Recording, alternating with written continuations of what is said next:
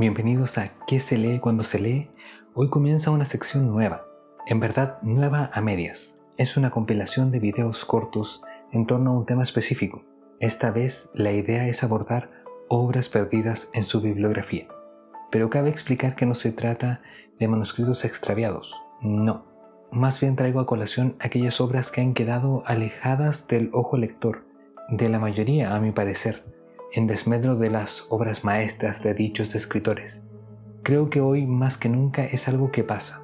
Todo el mundo vende y potencia la idea de qué es lo mejor de la literatura, del cine, de la música, y a mi parecer la única manera de conocer bien cualquier ámbito es a partir del punto de comparación, de comprender la trayectoria de publicaciones de un autor y de comprender que muchas veces vamos a encontrar obras con muchas virtudes y muchos ripios o falencias desde nuestra perspectiva.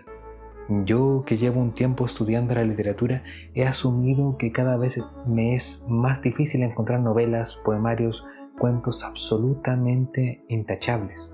Pero es parte de volverse más crítico, de entender que el goce puro ocurre mientras la faceta analista también está trabajando, comparando y sacando conclusiones. En fin, me estaba desviando. La selección del día de hoy es variada. 3 novelas, un libro de cuentos y un poemario. Lecturas que valen la pena y que nos permiten conocer muchas veces un lado más osado de ciertos autores.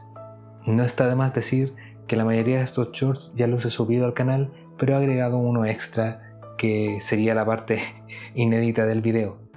Y además, cada uno de estos videos cortos va a ir seguido de un comentario, ya que este formato tan breve muchas veces no deja apuntar todas las ideas o todo lo que yo podría decir sobre aquella obra o sobre esa experiencia de lectura.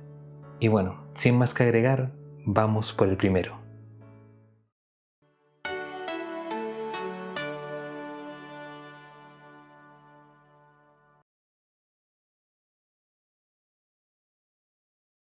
Obras perdidas en su bibliografía. Los premios de Julio Cortázar. Aunque no lo creas, el famoso y aclamado escritor argentino no solo publicó la archiconocida, comentada y didáctica novela Rayuela en 1963. De hecho, para ese entonces ya tenía cierto reconocimiento por libros de cuentos como el realmente magnífico Bestiario.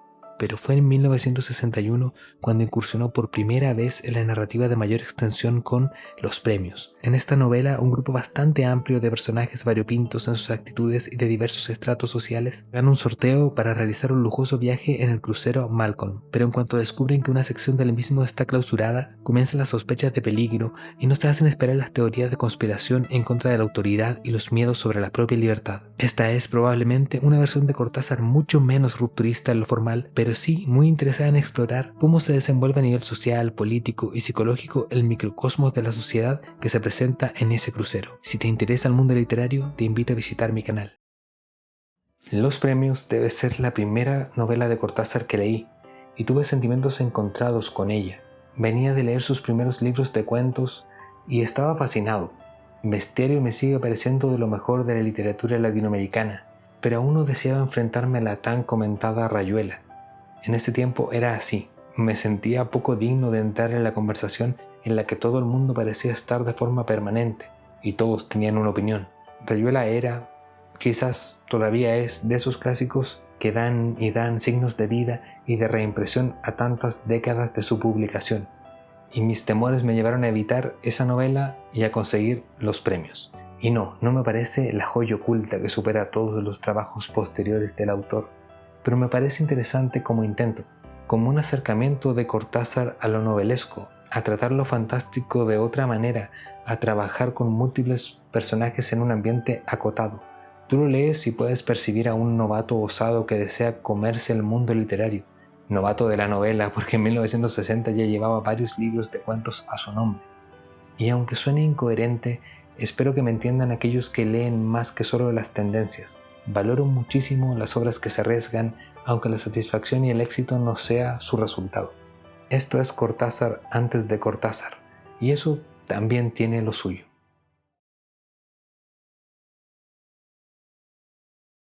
Obras perdidas en su bibliografía. Junkie de William S. Burroughs. La polémica novela El almuerzo desnudo impactó a los lectores cuando fue publicada en 1959. El cine masificó aún más el trabajo y la figura de Burroughs a través de adaptaciones como la de Cronenberg y, muy recientemente, la adaptación que realizó Luca Guadagnino de su novela Queer. Sin embargo, Junkie de 1953 ha quedado rezagada para el ojo lector. Es una obra que podría comprenderse como una antesala de la obra posterior de Burroughs. De hecho, es protagonizada por William Lee, el mismo alter ego del autor, y retrata en un estilo llano e indiferente la realidad marginal del consumo de drogas de mitad del siglo XX en Estados Unidos y en México. Entre sus párrafos se cruzan personajes angustiados, dispuestos a todo por conseguir una dosis, sujetos que de repente dejan su flagelo, pero vuelven a él, desaforados y al límite de sus cuerpos. Son vidas en permanente escape, sea de la policía persecutora, sea de la realidad gris de una vida limpia. Si te interesa saber datos y recomendaciones para tu próxima lectura, te invito a visitar mi canal. Hablar de Burroughs es polémico porque puede ser perfectamente tratado de criminal. Ustedes pueden buscar la información, yo no intento ocultarla, solo asumo que me desviaría de la obra en cuestión o de cualquier comentario de su trabajo literario. Con todo, sé de primera fuente que su literatura es tan próxima a la biografía novelada que no temo afirmar que para la mayoría de las nociones morales, Burroughs no es un ejemplo de buena persona. Digo esto no para dejarlo por los suelos, sino porque el mismo autor no pretende ocultarse en Junkie. Mientras en la grandísima novela El almuerzo desnudo recurrió a lo simbólico y a la exageración para tratar los bajos fondos en los que deviene quien padece las adicciones, Junkie es una novela que no intenta novelarse. Sí, me doy el lujo de inventar palabras. Es directa, sucia, es memoria, biografía, al grano y a la vena. Muestra al alter ego de Burroughs, sin miedo de quedar mal, sin que pueda dudarse que recaerá una y otra vez, sin que pueda rescatarse a alguno del grupo de amigos, conocidos y extraños que frecuenta. Por supuesto, no la recomiendo si lo que más valoras es el preciosismo del lenguaje. La belleza que puede encontrarse en esta novela es como la de una casa derrumbándose lentamente.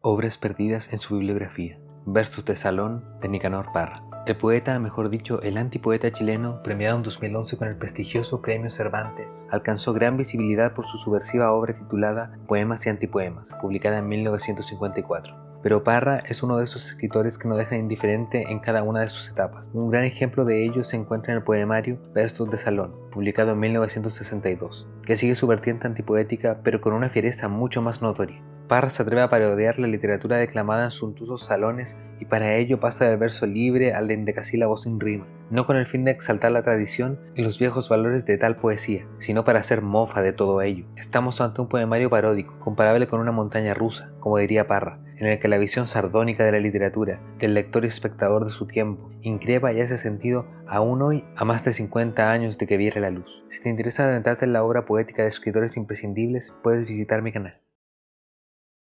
La primera publicación de Nicanor Parra dejó una marca indeleble en la poesía chilena.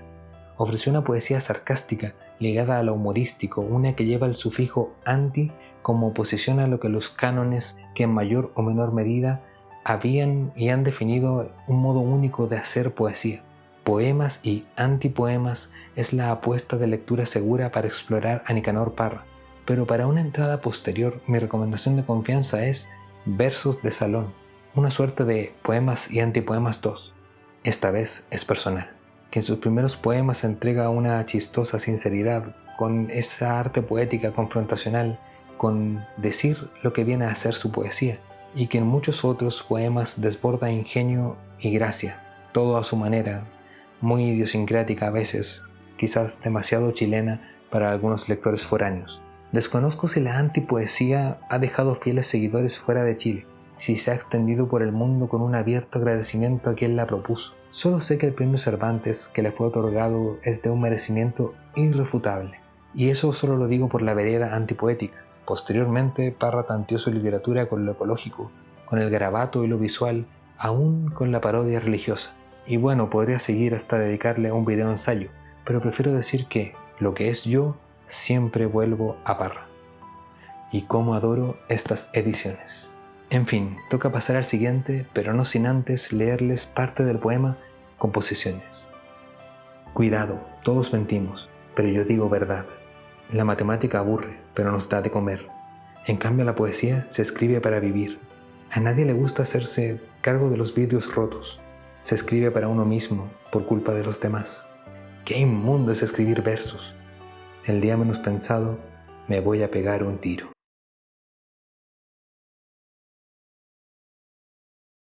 Obras perdidas en su bibliografía. ¿Quieres hacer el favor de callarte, por favor? De Raymond Carver. Si queremos hablar de cuentistas trascendentales, el estadounidense Raymond Carver no puede quedar fuera de la conversación, ya sea por su estilo más personal, visible en su impresionante catedral, o bien por sus primeros libros publicados, pasados por el filtro y molde de su editor Gordon Leach. De esta primera etapa siempre he destacado ¿De qué hablamos cuando hablamos de amor? Libro brillante, pero que no opaca al que lo precedió. ¿Quieres hacer el favor de callarte, por favor? De 1976. Una muestra de manual de aquello que lo llevó al reconocimiento de la crítica, el realismo sucio que reducía lo narrado a lo esencial, la representación de la gente común, los matrimonios en declive, personajes que casi siempre se acercaban a la precariedad. En fin, una propuesta narrativa donde la clave de la interpretación suele estar en lo que no se muestra ni se dice, en el silencio, en la frase que trastabilla o en el desenlace que pocas veces ofrece una respuesta inmediata para el lector. Una escritura muy permeada por las enseñanzas del cuentista Anton Chekhov a finales del siglo XIX. Si te interesa adentrarte en las obras de grandes escritores, puedes visitar mi canal.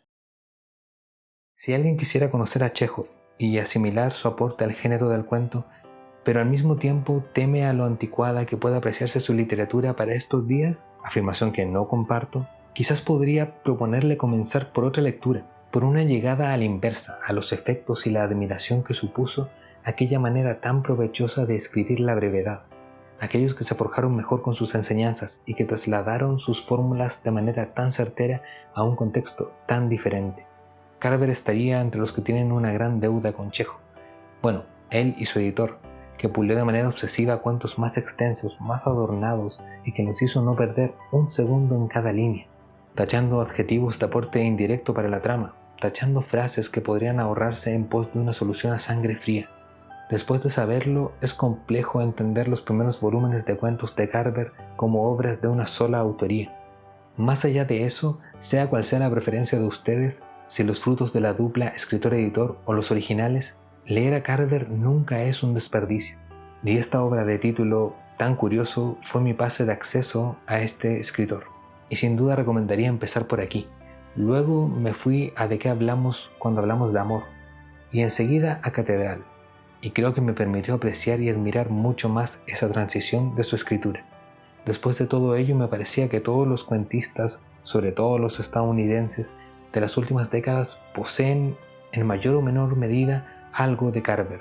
Ya saben, la deuda literaria es una que nunca se termina de pagar, como mi tarjeta de crédito. Tal cual como Chekhov lo ha sido, dudo que Carver deje de ser un referente. Y antes de pasar al siguiente, recomiendo con especial cariño el relato Escuela Nocturna. Puede parecer muy banal, pero también me parece tan hondo en la apertura que entrega su desenlace, que cada vez que lo releo me recorre una profunda melancolía.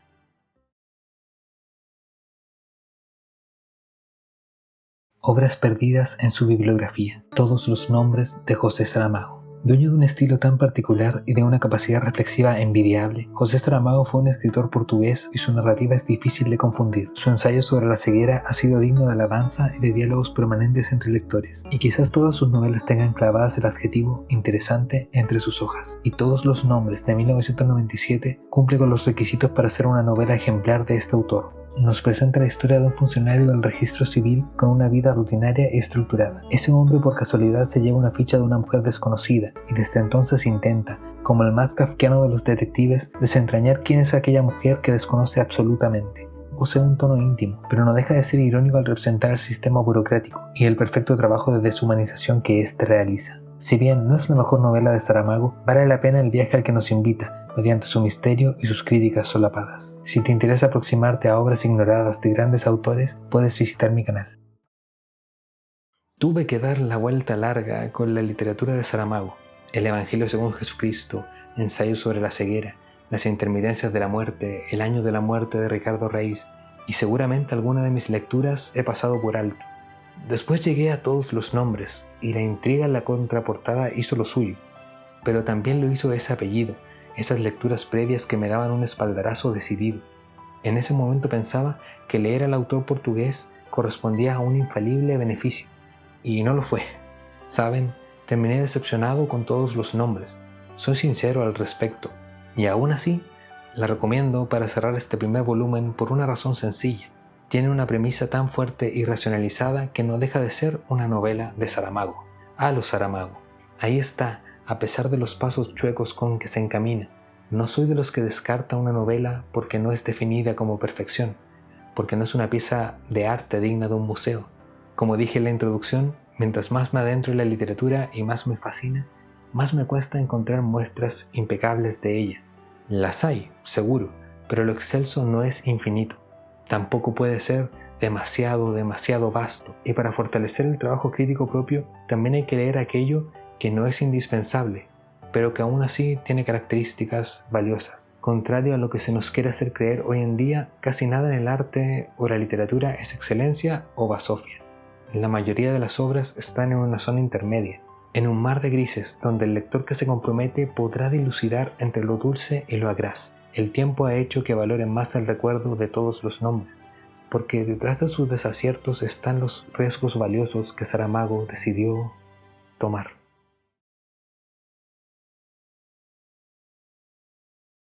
Eso es todo por el primer compilado de grandes éxitos.